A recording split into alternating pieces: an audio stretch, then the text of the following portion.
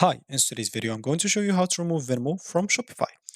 First, if you're looking for an inside app tutorial, this is not the video for you. I cannot access Venmo since I'm outside the US at the moment, so I apologize.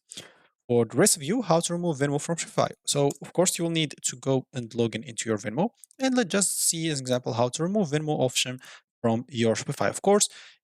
So let's just see what people are saying here. So, of course, if you want to remove it first from Venmo, you'll have to go to your as you can see here, let's say this is the interface. You can go to me at the bottom right corner here. Then you will find settings at the top right corner once you click on me. Once you click on those settings, of course, you can find connected businesses, locate Shopify, click on the three dots and click on disconnects. And this should disconnect it.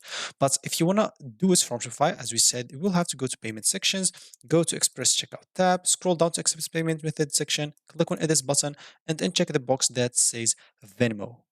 As simple as that.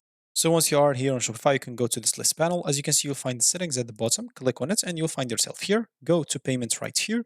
And then you will find yourself at this page. So here, if you have Venmo activated, all you need to do, just go and click on the three dots removed. As example, if it's already like activated. Normally, I don't think you will be able even to connect Venmo to Shopify in the first place.